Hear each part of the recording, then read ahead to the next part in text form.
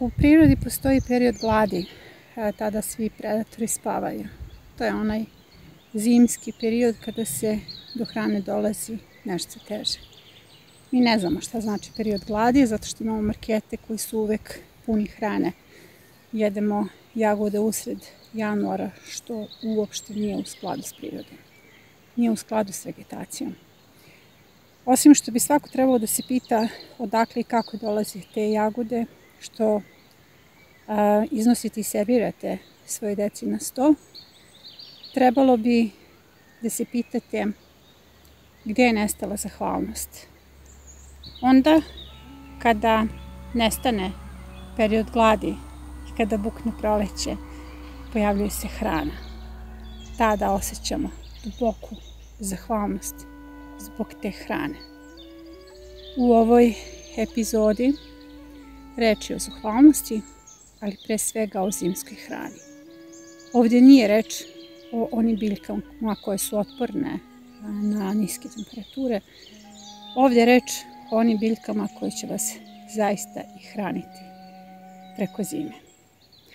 Hajde da malo učimo šta to beše zahvalnost. Izvadila sam 2 kućice plodova iz one gredice koju sam zvala Manster. To je epizoda krompir grmovi na travi, gdje vam pokazujem gredicu u koju ću posaditi krompir tako što ga polažem direktno na zemlju. Uopšte nije bilo ubacivanja u zemlju. Dakle, ja sam njega i kukuruz položila na zemlju i preko toga sam uslojavala. Molim vas da pogledate epizodu zato što su ovo rezultati i ovi rezultati su mnogo bitni iz 2 razloga. Prvo, uklanjam krompir kako bih ovdje posadila zimsku gredicu i o tome ću nešto više da vam kažem. A drugo, više nemate izgovor. Sve se može, bukvalno sve uzgojiti prema modelima i na travi.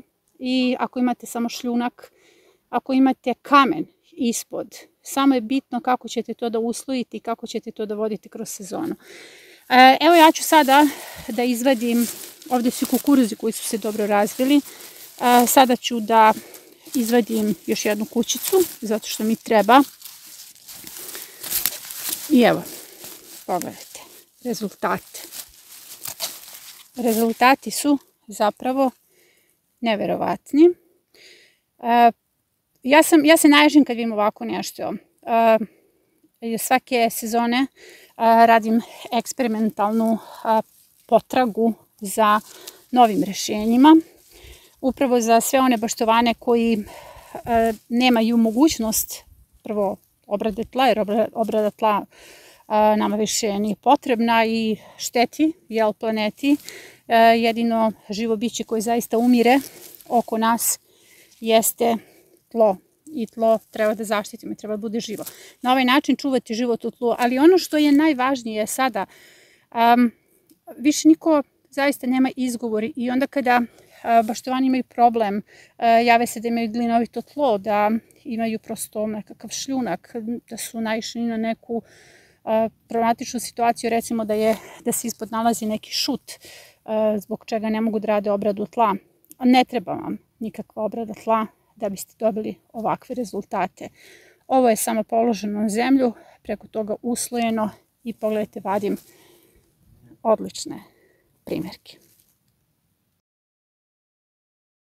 S obzirom da je tu bio posejani kukuruz, bukvalno sam samo stavila sjemena.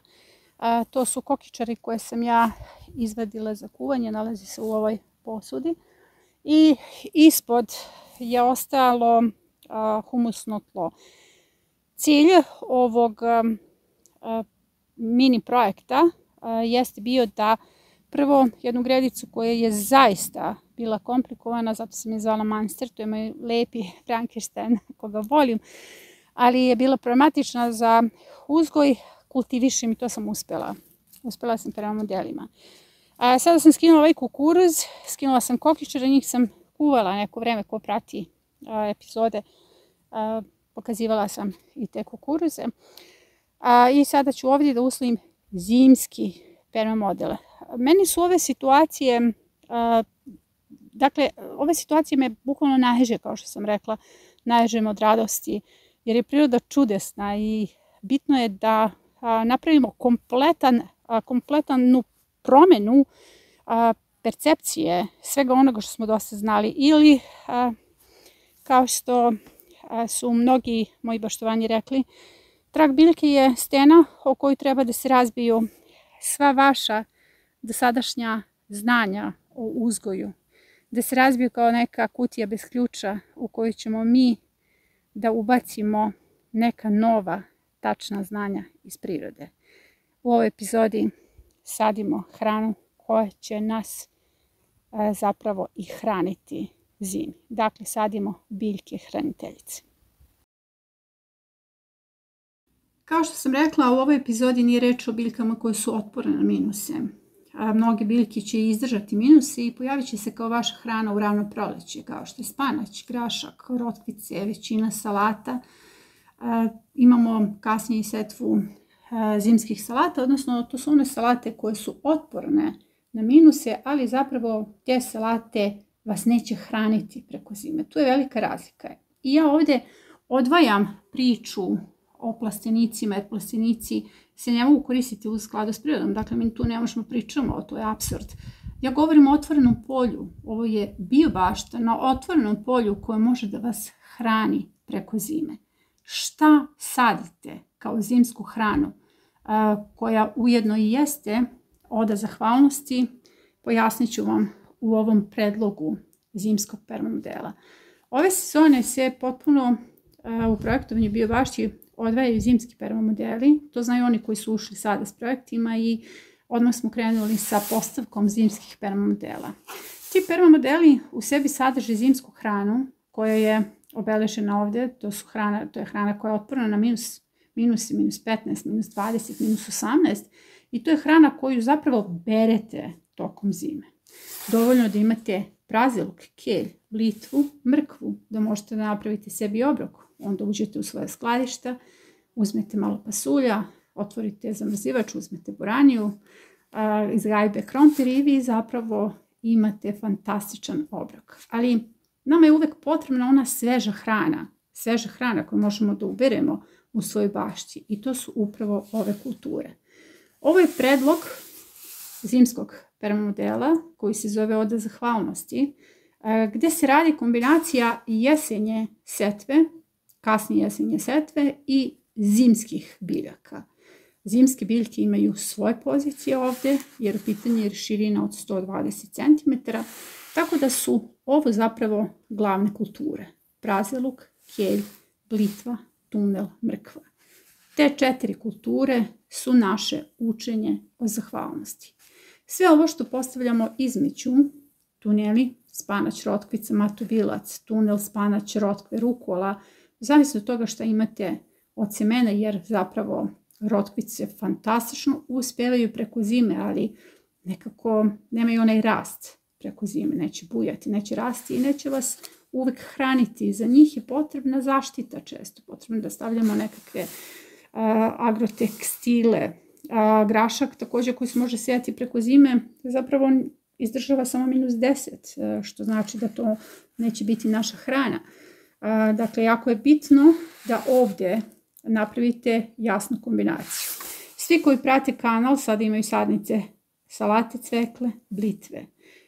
Također, oni koji prate kanal od početka imaju sadnice praziluka, keljova i znaju da naprave tunel za mrkvu. Beli luk i crni luk se sada mogu posejati, u pitanju su zimske kulture. Dakle, sada je potrebno da ubacite zimsku sortu belog luka i bilo koji crni luk kako biste ovdje također imali hranu preko zime.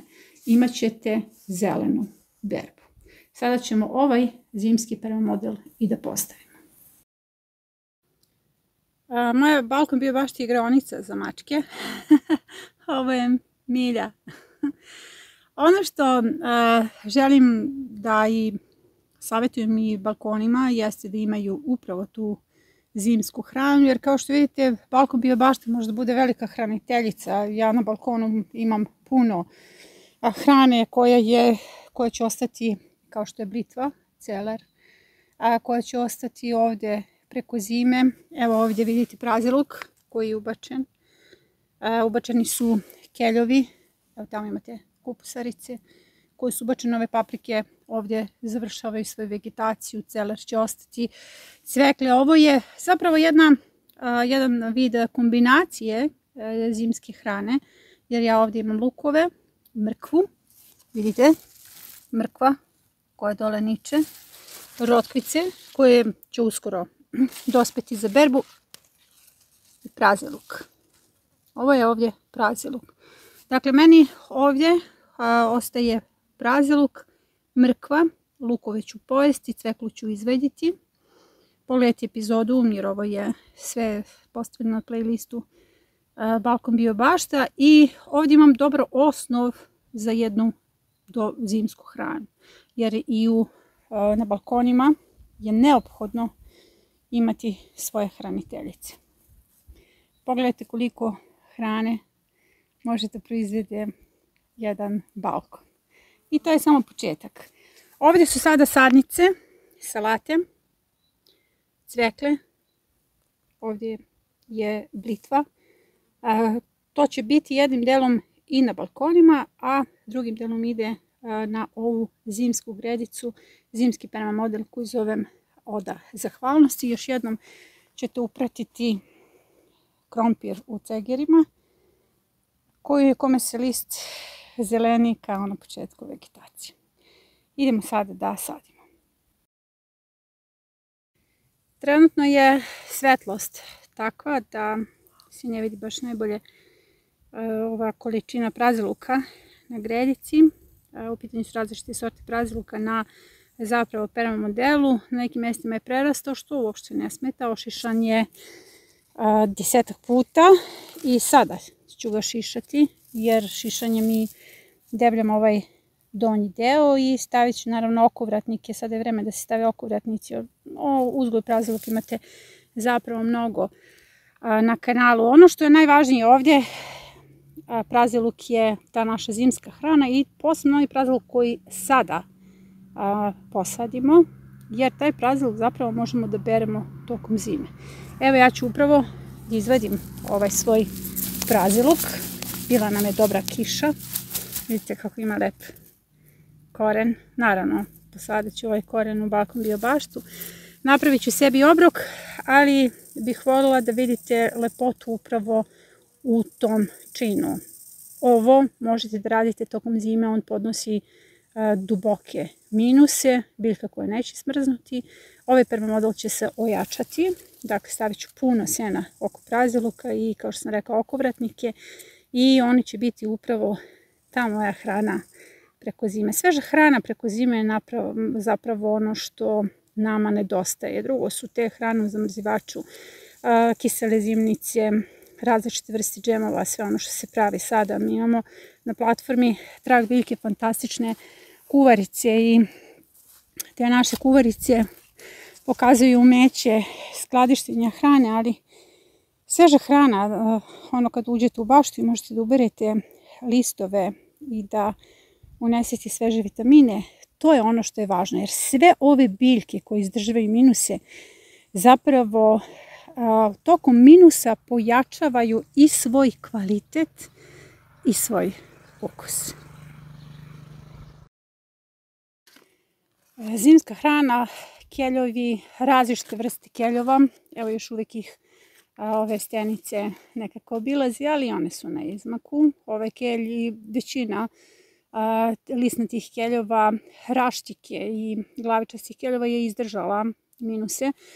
Oni su prava zimska hrana. Pritom ja ne govorim o ostalim kupusaricama, jer sada idemo sa setvom, odnosno presadnjom i brokuli, karfiol, prokelj. Sve to se sada može presaditi, ali ja to uopšte ne zovem zimskom hranom, zato što te biljke koje rastu zimi, a zapravo se beru u rano proleće, nisu zimska hrana.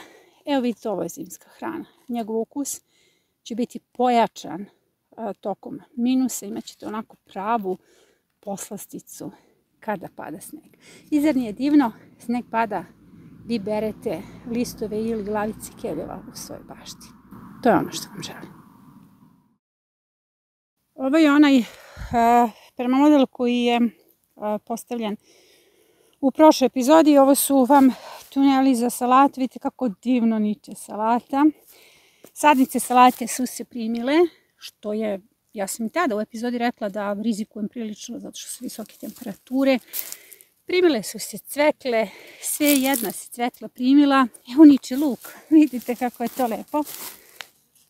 Niče luk, to će biti hrana krajem septembra, početkom oktobra i vidite šta rade moje visoke borani. Sada je potrebno da ih sve povežem gore, ali upravo vidite ove blitve koje sam sadila u toj epizodi i koje ću sada ponovo da sadim, sve su se primile. I ovo je jedan uvod u zimski model, o tome sam vam pričala u prošloj epizodi. Samo sam htjela da vidite kako ove naše saksije koje smo pravili u senu jako dobro funkcionišu. Ove dve su se spojile gore, sada ću staviti tu nekakve nosače, a evo moj luk, uskoro i hrana.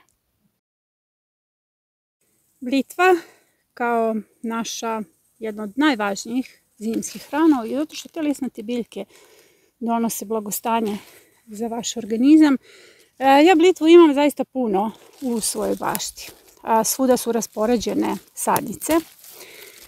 Ovo nam se nalazi pored nekadašnjih slanutka, paradajza, visoke borane. Dakle, sadnice blitve su zaista raspoređene svuda po bašti i ja nemam neku veliku potrebu da sadim ponovo blitvu, ali blitvu sadim zbog vas jer želim da vas naučim kako da se nahranite preko zime i kako da kreirate prema model. I vidite kako je izgrickana ova moja blitva. To je nešto što ne možete vidjeti u marketima. U marketima su čiste blitve, sjajne. Upravo ova blitva koja je izgrickana ima puno polifenola, a s druge strane, kao što sam rekla, ako niko osim vas ne želi vašu biljku, nije ni za vas.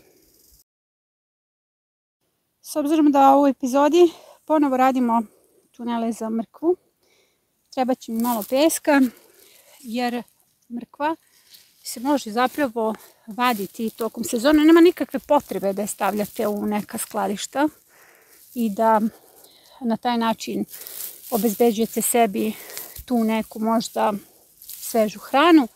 Samo je bitno da je ponovo posijete i imat ćete svežu mrkvu tokom čitave zime.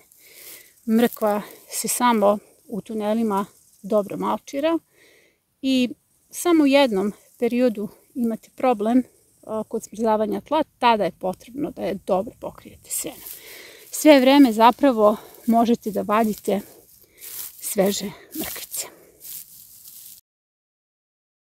Ja sam uslojila permamodel, ovdje je već bio permamodel, vrlo nizak. Naravno on je pao tokom sezone i ja sam sada na 35 cm njega podigla, nadam se da vidite ovu visinu. Prilično je kabasto ovo sjeno, nezgodno za tunele, ali ja sam specijalac pa ću uspjeti to da uradim. I sada, kada sam sve objasnila i kada ste dobili šemu, potrebno je da postavite svoj permamodel, da odradite sadnju. Ja ću sada početi svoju sadnju, mada čekam da se ova zvezda malo smiri. Dobila sam na poklon bio seme matovilca i ovo su sjetvene trake, gotove sjetvene trake, vi ih možete napraviti i ovo će mi puno olakšati setvu u tunelima. Zapravo, kad imate setvene trake, kao što sam rekla, pogledajte epizodu, jer imamo epizodu kako napravite setvene trake. Kad imate setvene trake, to vam je znatno olakšavajuća okolnost za setvu u tunelima, zato što napravite tunel, položite traku i to je zapravo jednostavno. Sada ću ja da ubacim ove trake, jer sjemenu zapravo i ne smeta ovo sunce koje je trenutno jako, smeta jedino sadnicama. U prvom redu se nalazi prostor za praziluk. Ako pratite šemu koja vam je snimljena, onda i vidite da sam ja napravila mala gnezda za praziluk. Tu ću ubacivati sadnice. Sadnice se uzimaju iz majskog rasadnika. I uvek naglašavam da je sistem ovdje povezan. Ko nema sadnice iz majskog rasadnika dobio je napomenu da poseje praziluk. Praziluk kao zimska hrana bi morao biti prisutan u jednoj biobašti. Sada ću ja njega da ošišam i da uradim prvo sadnju. Kada postavljate ovako kabast permamodel, jako je bitno da idete fazno, jedan po jedan red. Sada se sadi hrana za zimu, nigde ne žurite, jel? Nemamo sad neku obimnu setvu ili sadnju i potrudite se da ujedno i uživajte u ovom procesu. S obzirom da je sada ugrejalo, meni je najpametnije da pasterizujem džem od kruške koji sam pravila juče. I džem od kruške je božanstven. I da napravim sebi obrok. Ovo je lufa, odnosno ovo su moje lufice koje ću sada da uberem i da napravim sebi ručak. A ovo su sunđer tikve. Većina vas zna o čemu se zapravo radi, ali možda malo vas zna da su one preukusne kao mlade. Imaju ukus vrganja. Evo, ja sam ubrala jednu, ali treba mi još jedna. Ali verovatno mi trebaju obe ruke da bih je ubrala. Da, ne želim da povredim biljku. Dakle, danas za obrok lufe. Evo, kao što vidite, ja sam postavila tunele i gnezda. Ovaj posljednji tunel za mrkvu ja sam podijelila na neka izdužena gnezda. Ja ovdje koristim prilično kabaste materijale, kao što sam rekla, ja sam specijalac u ovom, pa mogu da radim, površinski sloj bi trebalo da bude nešto sitniji da biste vi mogli da radite. I sada je dobro sve ovo, sada je potrebno sve ovo dobro zaljiti. Evo vidite, gnezda su napravljena za salate, blitve, cvekle, kupusarice, tunel za setvu, dva tunela za setvu su napravljena. Ovdje sam postavila jedan tunel.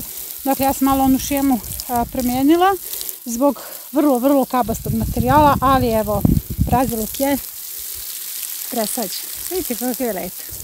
Sada ću ovo dobro da natopim i da završim presadnju i setvu. Znači, treba vam, zaista vam je lakše da radite crijevom, da biste dobro zalili ove permamodel. Iako je padala kiša, to nema zapravo nikakve veze sa onim što sad radimo. Kiša ove permamodel nije natopila. Sada sam došla po sadnice, a sadnice praziluka su ubačene, sadnice keljeva su u bašti u rasadniku. Ovo su sadnice salate, one su već upotrebljene za nekoliko epizoda, treba mi semena i sadnice cvekle i blitve. Kao što vidite, kad imate puno sadnica, onda imate i veliku dozu i kreativnosti i slobode da ove biljke ubacujete onako kako želite. Sada ću sve ove sadnice da pokupim i krećemo sa setvom i sadnjom. Sjemena su spremna, rotkvice, spanać, matovilac ću ubaciti, mrkva. To je to. I sadnice su spremne, upravo ono koliko mi je potrebno za postavku zimskog permamodela. Sjemena su pored mene spremna, ali nisu označeni brendovi, tako da ne mogu da ih snimim. Uglavnom idu mrkvice, parijske mrkvice, one male mrkvice, žute rotkvice, neka šarena rotkvica duljasta, spanać matador i matovilac u traci. Ovdje je sve ubačeno osim kupusarica, ali hoću da vam objasnim šta sam ovdje radila. Ovdje su ubačene trake. Ja sam napunila ovaj tunel mešavinom zemlje, komposta, đubriva. O tome sam pričala u prethodnoj epizodi koja se zove tunel za salatu, jer to je uvod u tunele. I tu sam sve to dobro zalila i stavila traku matovilci između i tu sam ubacila i sadnice salata. Prosto da iskoristim prostor, imala sam višak salate. Vidite, tu su sadnice cvekle, salate, blitve, tunel za mrkvu. Ovdje sam napravila dva tunela. Prvi je tunel sa rotkvicama, drugi je tunel sa spanaćem i kada je u pitanju spanać radila sam jednu novu tehniku. U pitanju eksperimentalna tehnika posipanja. Ovdje nisam pravila tunel, nego sam poslala debeli sloj upravo ove mešavine, kompost, zemlje i đubrivo. na samo seno i tu sam radila setvu, tako da ćemo to da pratimo. Tu tehniku ću snimiti ukoliko se ispostavi kao pouzdana. Naprosto sve ono što vidite na YouTube kanalu, ja sam odavno probala, ispostavila se kao pouzdana metoda, jer vrlo je važno ljudima govoriti pouzdane stvari, istine koje su uspešne, kako bi ih vratili prirodi. Ovdje se ništa ne odnosi na instant rješenja.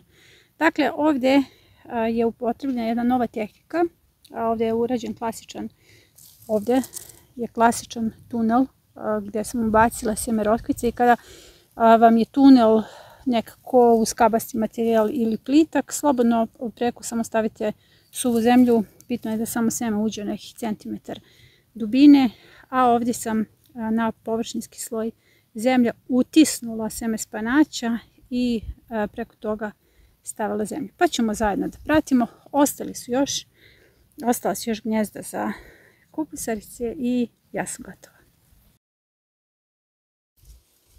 Ja sam došla po sadnice u rasadnik, u pitanju majski rasadnik. Majski rasadnik je bio napadnut senicama, ali sve se te sadnice oporavljaju i oporavit će se i onda kada se presade. Listnati keljevi i glavičasti keljevi su vam osnovna zimska hrana, jer ove listove stalno možete da kidate i na taj način imate uvek svežu hranu. Sada ću da nastavim presadnju i da ubacim još moje sadnice i onda je ovdje moj posao gotov. I gotovo. Moj posao ovdje je završen i to osim zalivanja koje ću raditi u nekoliko par dana. Ovdje je posao zaista završen. Permamodeli su samo održivi sistemi i oni sami hrane i sami brane. Proizvodnja vlastite hrane je najradikalniji čin otpora koji hoće i može da promeni efekat velikih korporacija na vaš život. I to je jedini način da menjate sistem, sve ostalo je apsurd. Onog momenta kada uđete u market, kupite hranu koja je višestruko tretirana, vi ste platili sve te korporacije. Proizvedite i onu malu, najmanju salatu koja je vaša. Znate šta jedete i dali ste svoj doprinos očuvanju planete. Na kanalu vas učim kako da to uradite, kako da na što bezbedniji način proizvodite hranu po biološkim metodama. Učimo o resursima. Znanje o resursima je vaš uvod u nezavisnost. Zapratite kanal.